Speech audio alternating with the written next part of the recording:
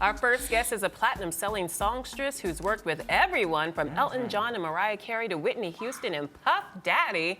And now she's releasing her 7th studio album. Wow, 7. I know, right? Well, here with more on her new music, time spent on R&B Divas LA, and her upcoming TV show for plus-size superstars as singer and songwriter Kelly Price. Hey! Hi, how are Welcome. you? I came to arise. Amen! And you have arrived! Yes. You're starting off on a good note. Yes. A Yes. high note. A high Can you note. sing it again one more I time? came to arise. I love that! We sing that every day. We start Every off the day. show like that. We could. Let's make it work. New theme song. New theme song. Yeah. I love it. We should try it when she's not here. You think we can pull it off, No, I Shannon? don't think No, I don't think so. so. Sorry. Well, let's move on, Yes, shall we? please. Okay, your first album is called Sing, Pray, Love. Now, is it true that you are a fan of the film Eat, Pray, Love? And was that inspired by the film, Do you know the what? title? I love the movie Eat, Pray, Love, and I connected with it. I think I probably cried, probably like everybody else that saw it. And when I began working on the music for this project, it was just before my 40th birthday. And so there was, I don't know what happens when you turn 40, but that's a bit of an awakening moment. We know it's a milestone birthday, but it was kind of like that. It was kind of like that for me. And so Sing, Pray, Love.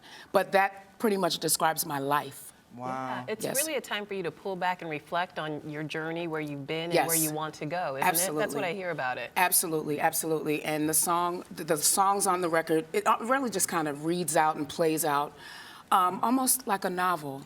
But I think that when I think about my life, when I think about my entire journey, music, my faith, and my family are at the root of everything that I do, and that they go with me everywhere that I go, literally go with me everywhere that I go. I sing through everything, I pray through everything, and I thank God that I have my family around me to love on, because I don't know what I'd do sometimes in this business without them. And we're going to talk about that. Yeah. And you mentioned your journey. Tell us a little bit more about your journey and some of the hard times that you had to go through to get to where you are now, and as a woman navigating through the music business. You know what?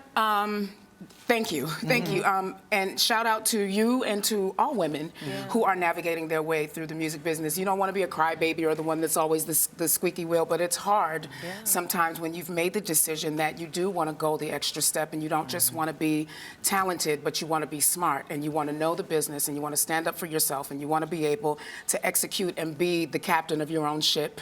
That's very difficult, because in taking the same position sometimes that a man takes, it's frowned upon, and you get labeled a B as opposed to being savvy. Or even worse. Or even worse. A C. Yeah, or even worse. Yeah. A diva. A D. Yeah. A B, C, or a D. B, a C, or a D, and really you're just trying to be about your stuff. Yeah. But I mean, you make the decision, and you know that with that decision comes hard moments and hard times, and you push through it, and hopefully you rise. How do you find the confidence to be the captain of your own ship? Because so many women, particularly women in the industry, allow the men to control their destiny in this industry. I've seen it done both ways. I've had it done both ways, honestly. And I just prefer that if I'm gonna have to take the blame anyway, the truth of the matter is that as an artist and as a female artist, any artist really, if you have a bomb, they don't say, oh, the people at the label, most of the time, you know, fans don't know that. They don't know if the label didn't push it hard enough, or if they didn't give you as much money as they gave a pop artist. They don't know that. They just say that it bombed. So if I'm gonna have to wear the egg on my face, then I'm gonna buy the eggs. I'm gonna have the cart, and I'm gonna own the farm. The chickens will belong to me. If I have to wear the yoke, then, you know, let me own it all. So if it's my fault, it's all the way my fault. But if it works out well, it's all the way because I worked it hard. Well, girl, you are making a mean omelet with this new album. Scrambled eggs, omelets, and everything. Yes. Shannon, you were saying it's my time? Yeah, it's definitely your time. Yeah. That's the name of your excited. new single, It's My Time. It's my time. Why did you choose to go with that title? Is it because you feel that way? You know, in writing the song, again, I wrote this song more than a year ago. Really? Right before my 40th birthday. And I felt like I was coming to a point where, honestly, turning 40, I'm too young to be old and numb, but I'm too old to be young and dumb. And I literally just say that all the time. I've lived enough life so that I shouldn't be making the same mistakes that I made when I was 20, 25, but I'm still young enough to be viable and matter and get out there and live a lot of life. There's more life ahead of me than is behind me. So I should really be in my time right now. And everyone is feeling it. It's on the Billboard Adult R&B Top 10 chart. I'm so excited. How does that feel to be back on top? It's your first single just Amazing. out. It's the first single, and more. You know what? What's more amazing is that I've always been known as the girl that comes with the ballads. It took a lot of convincing for me to go with this song. As much as I love it, and as much as I knew it was a great song, my fans are very used to hearing me sing powerful love ballads, but the song is undeniable. And you know, I wrote it for me, but this is really everybody's anthem. I think if you ever thought about anything great in your life and you put it to the side, you have to make up your mind that it's your time. And there's no magic pill, there's no fairy with a wand. You have to make up your mind that it's your time, work your plan, and make it happen, or it'll never be your time. I think one of the things that fans love about this song and love about your music is they can feel the authenticity. And a lot of your music is autobiographical. Yes. Why are you so open with your fans? You know, it's how I've been my entire life. As a little girl in the projects in New York City, writing was my way to escape what my surroundings were. At night, at 5, 6 years old, you hear gunshots in the middle of the night, and literally gunfire would break out and we'd have to hit the floor sometimes. My way to escape as a child was to write. And so I've always poured everything that I felt out in my writing, and then of course in my singing, and it's just kind of been my way. And I really feel like God blessed me with that, because it's been my therapy down through the years. I'm sure I needed to sit on somebody's couch many a day, and when I couldn't do it, I had music. Wow. Okay, so your song, Friend of Mine, take Yes. us back to that. It was a huge hit. It broke all kinds of records. Yes. R. Kelly and Ronald Isley helped you out Kelly. with that one. Yes. So was that a true story that happened to you? Did your friend cheat with your man? No, that actually was not my story, but that was the story of someone very close to me, and I was right there watching it happen as it was happening. I watched the entire thing unfold. You I watched the watched drama the unfold. other young lady befriend. I watched the entire thing happen. I was right there up on it. And it was a very painful thing to watch. It was a painful thing to watch. Yeah, so everything that I write is biographical, autobiographical, and if it's not my story, which 90% of it is, it's the story of somebody very close to me. But there are a lot of people who have experienced that. Now, in your music, you speak a lot about the ups and downs of love. Yes. Is it easier to write music when you're heartbroken or when you're in love? You know what? I don't have a hard time either way. I guess that's a part of the blessing. Because I wrote It's My Time and I was happy, but I've written a whole lot when I was sad. And sometimes those songs don't come out right away because it's too fresh. Yeah. But they come out eventually. I think that whatever the flow is, you flow best in that. So if you're happy, if I'm happy, I can write. Yeah. But happy songs flow the best when I'm happy.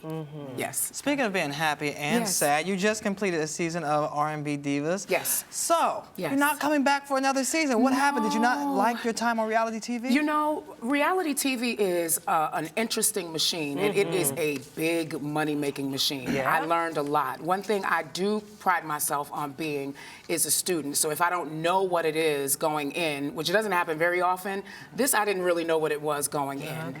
I learned what it was, and it wasn't the most pleasant experience for me. Really, what didn't you enjoy about it? Well, there's a lot less about reality TV that is, in my opinion, reality. It's not necessarily stuff that's just happening as it happens. It's staged.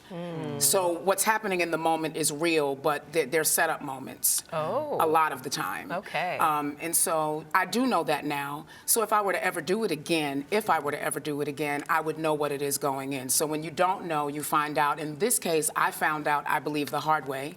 But So in that episode, when you brought your Vaseline, you was ready to throw down, was that real or staged? actually, me bringing the stuff in was real. I brought it into a rehearsal. I never had a razor. A razor was never in my bag. So you weren't going to cut anybody? No, Okay. there's no reason to do that. And at the end of the day, I've laughed about it, but on the backside of it, I've also said I am a girl that grew up in the projects, and if the people I grew up around, if they were going to cut you, they didn't tell you. Wow. Okay. All right. Let it be known. Look. Like, she keeps it real. No warning.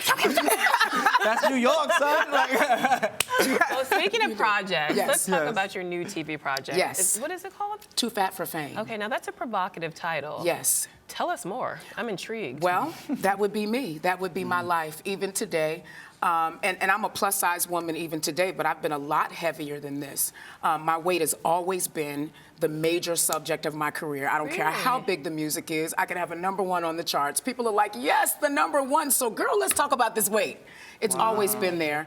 And I think, you know, to a degree, it will always be, because when you're talking about television and entertainment and film, everything is image.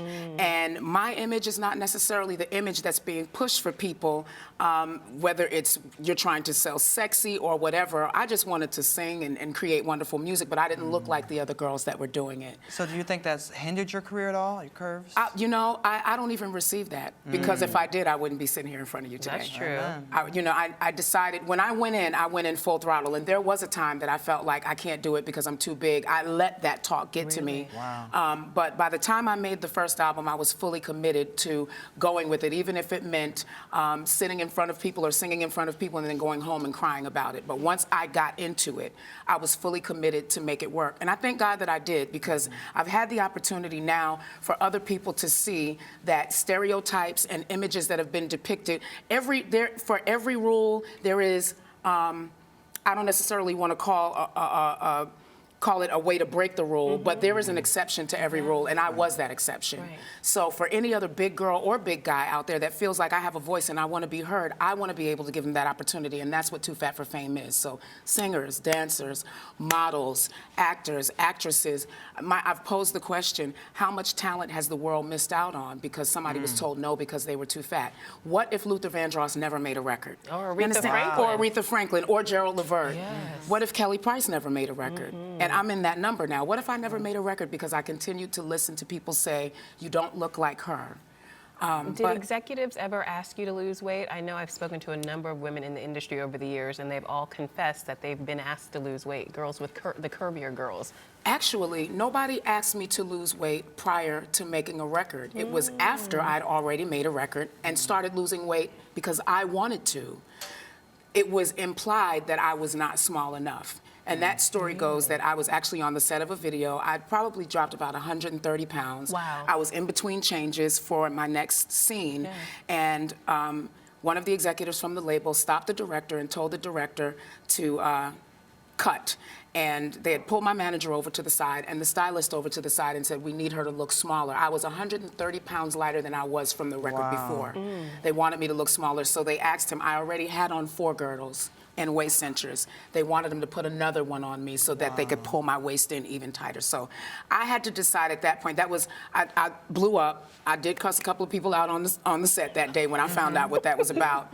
But it was that moment that was defining for me. I had to decide where I was going to be comfortable and how I wanted to live, because what I thought was a great job, somebody thought wasn't enough.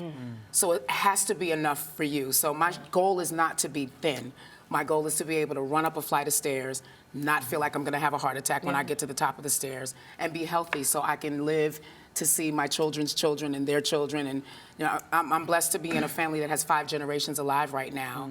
And I want to be able to see that happen. Well, real quick, what do you say to these artists that are coming on your show about all the scrutiny they're going to have to face and all the stigma that's going to be facing them, and people saying you should lose weight, you don't look the right way, and you can't be successful without it? So what do you tell them? That if they really, really want to do it, then they're going to have to decide that they have a block. Put a block in their spirit, put a block in their inner ears, and let people talk. But really, all you should be hearing is wah, wah, wah, wah, wah. Like Charlie Brown's teacher. Yeah, they're Charlie Brown's teacher, Charlie Brown's mom. They can't get that from you. Okay. You make the decision. Well, what can we get from you? What's next? Wonderful music. I'm really excited about Sing, Pray, Love Volume 1 coming on June 3rd. Yeah. I have some incredible collaborations on this project. The incredibly talented Ruben Studdard. We have a banger together on this album.